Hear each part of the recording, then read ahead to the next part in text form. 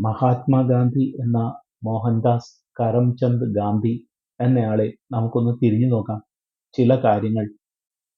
വിപ്ലവകാരികളായിരുന്ന ഭഗത് സിംഗ്, ആസാദ് തുടങ്ങിയവരെ ബ്രിട്ടീഷുകാർ തൂക്കിലേറ്റിയപ്പോൾ അതിനെതിരെ ഒരു ചെറുവിരൽ പോലും അനക്കാതെ അവരുടെ വിധിയെ സ്വാഗതം ചെയ്തതോ, അതോ അപ്രായോഗികമായ തന്റെ ആദർശങ്ങൾ പരീക്ഷിക്കുന്നതിന് മറ്റുള്ളവരെ ഉപകരണങ്ങൾ ആയി കണ്ടതോ?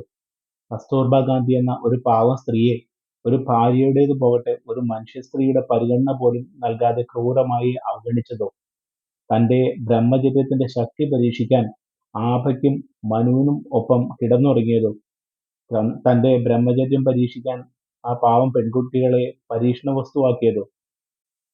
അപ്രായോഗികമായ ആശയങ്ങൾ അടിച്ചേൽപ്പിച്ച് അച്ഛൻ തങ്ങളുടെ ജീവിതം തകർത്തു എന്ന് സ്വന്തം മക്കളെ കൊണ്ട് പറയിപ്പിച്ചതോ?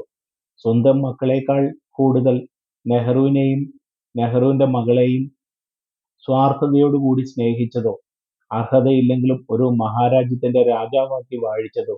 അതോ തികച്ചും 5 സ്റ്റാർ സുഖസൗകര്യത്തിൽ കഴിഞ്ഞ് സ്വാതന്ത്ര്യത്തിനു വേണ്ടി വലുതായ ഒന്നും ചെയ്യാതിരുന്ന നെഹ്റുവിനെ പോലെ ഒരാളിനു വേണ്ടി നേതാജി, പട്ടേൽ, തിലകൻ തുടങ്ങിയ രാജ്യസ്നേഹത്തോടും സംസ്കാരത്തോടും കൂറുള്ള മഹാത്മാക്കളെ മനസാക്ഷിയോ പ്രായോഗികതയോ ഇല്ലാതെ അവഗണിച്ചും ഭരണം ഒരു സ്വാർത്ഥമതിയും ഹിന്ദുവിരുദ്ധനുമായ ഒരാളെ ഏൽപ്പിച്ച് രാജ്യത്തെ ഈ അവസ്ഥയിൽ എത്തിച്ചതിനോ?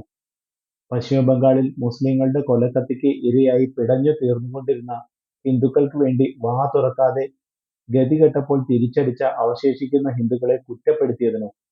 സ്വാതന്ത്ര്യ ഭാരതത്തിന്റെ സമ്പത്തിൽ നിന്നും നിരാഹാരം എന്ന അടവ് പ്രയോഗിച്ച് അന്നത്തെ വിലയ്ക്ക് 75 കോടി രൂപ പാകിസ്ഥാൻ എന്ന നെറികെട്ട രാജ്യത്തിന് വാങ്ങിക്കൊടുത്തിട്ട് ആ പണം അവർ ഭാരതത്തിനെതിരെ യുദ്ധം ചെയ്യാൻ ആയുധങ്ങൾ വാങ്ങാൻ വേണ്ടിയാണ് അവരത് ഉപയോഗിച്ചത്.